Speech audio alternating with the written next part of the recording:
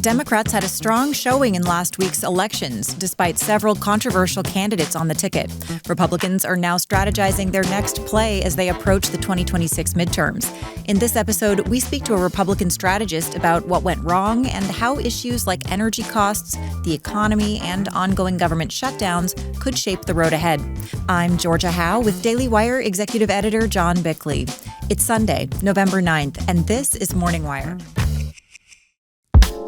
I don't know about you, but I'm always looking for ways to get more fruits and vegetables into my day. That's why Balance of Nature fruit and veggie supplements have become a part of my daily routine.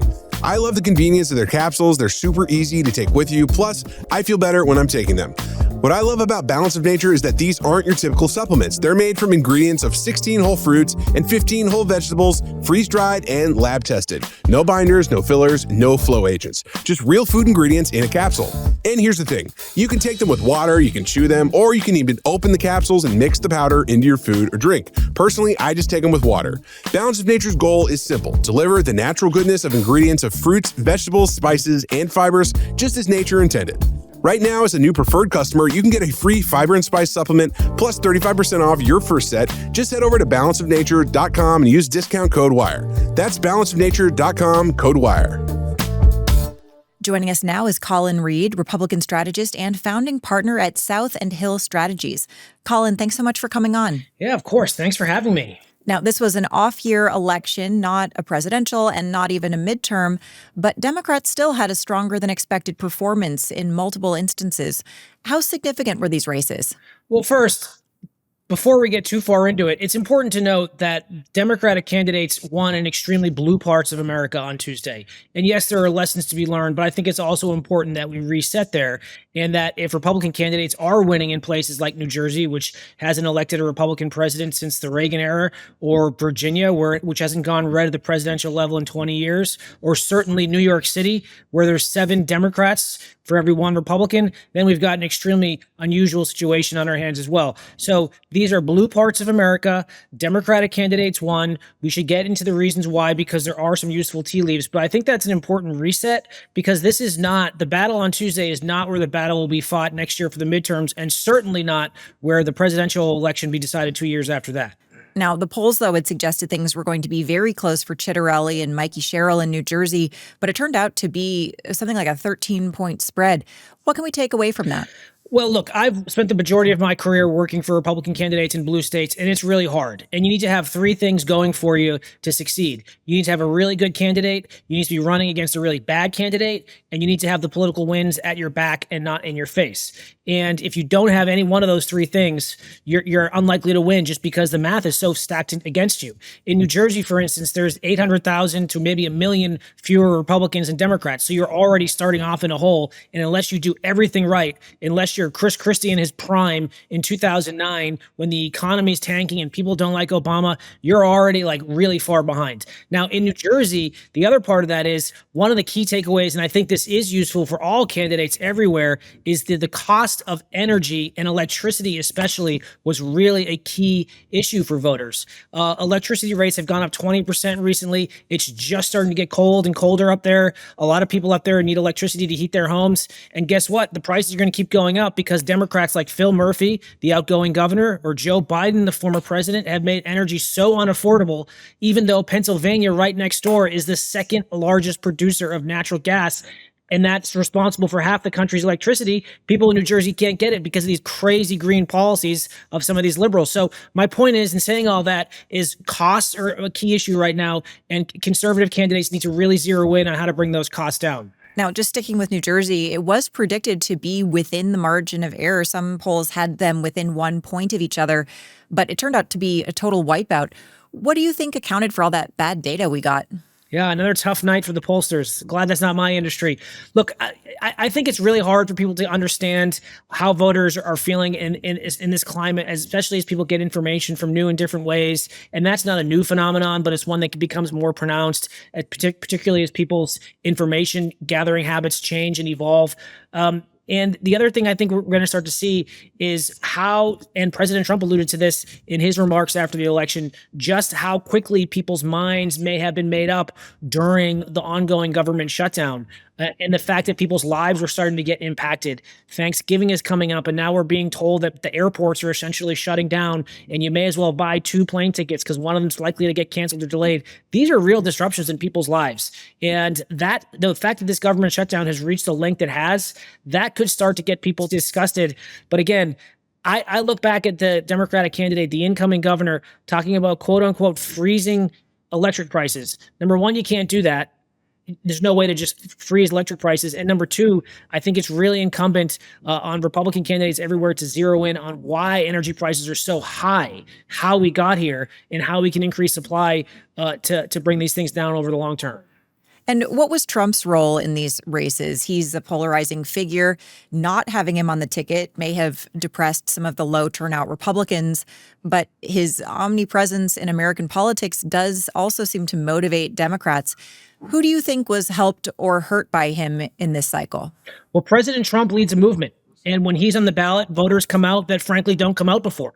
We saw that in 2016 when he won. We saw it in 2024 when he won by an even wider margin. In 2018, in 2022, those midterm elections, Republican candidates, they didn't do as well because they don't come out when President Trump's not there. The same thing, by the way, was true of Barack Obama before President Trump. He also led a movement, a very different kind of movement, but it was the same phenomenon. And the challenge for these parties is to pick up the pieces once these candidates move on. And that will be the big thing for Republican candidates in 2026, certainly, and then also in 2028 when President Trump won't be on the ballot. And speaking to those core promises he made, speaking to the issues that people did turn out for him, whether it was border security, international security, and President Trump has done that successfully in just 9 months. Now, Republican candidates everywhere need to really zero in on the economic piece of that equation going forward.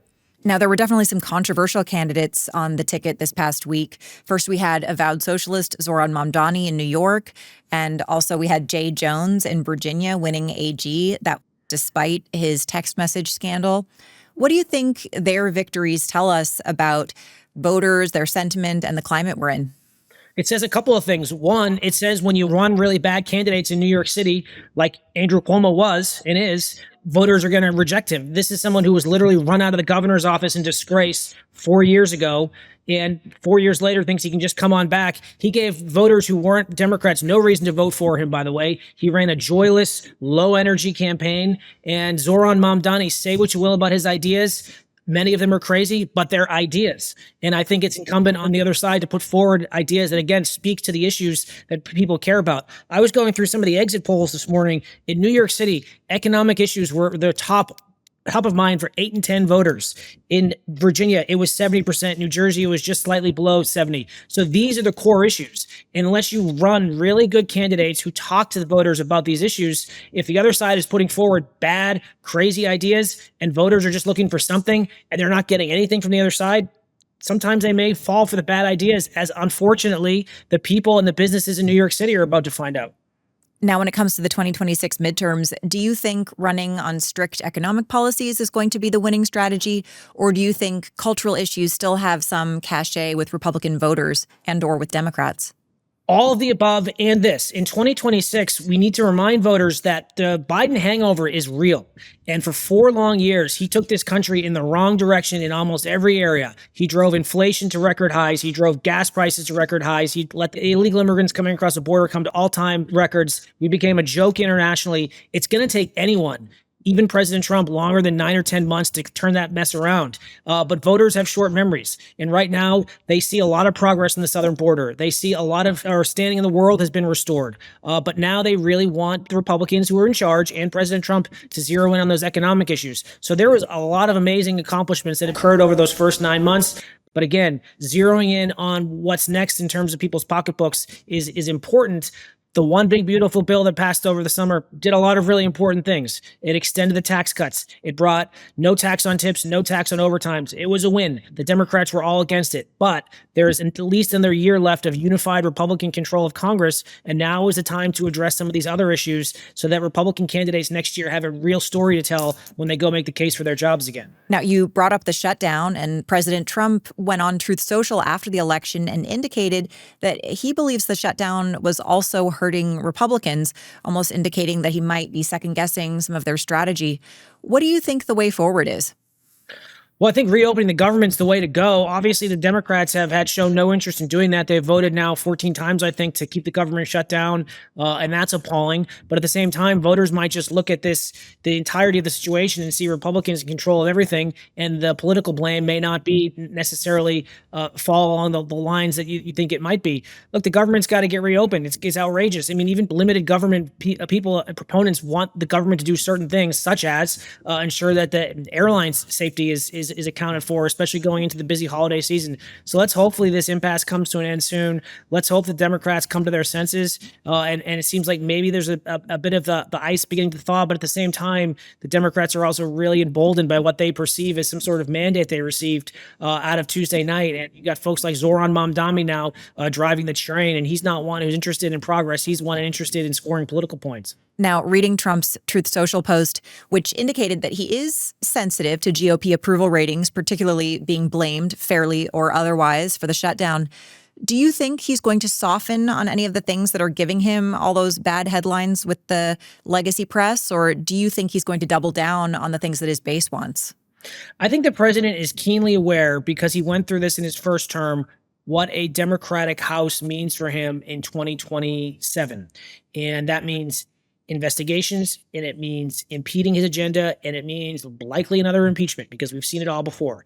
And I think he knows the clock is ticking. We're 1 year into his term now officially. He's got 1 year left to do a lot of really transformational things. And if that House falls next year into Democratic hands, which if the elections were today, it likely would, that's it. And he knows that. And I think he's aware that the time is not necessarily on his side, and all the things he's done over the last year, there's a lot. This has been one of the most transformational presidents, certainly in recent history. But now it's about codifying some of those wins and sustaining them and holding them beyond his term. And I expect you're going to see him really put his pedal to the metal to make that happen. All right. Well, of course, that could make things a little rough in the midterms, but he might decide that it's a worthwhile trade.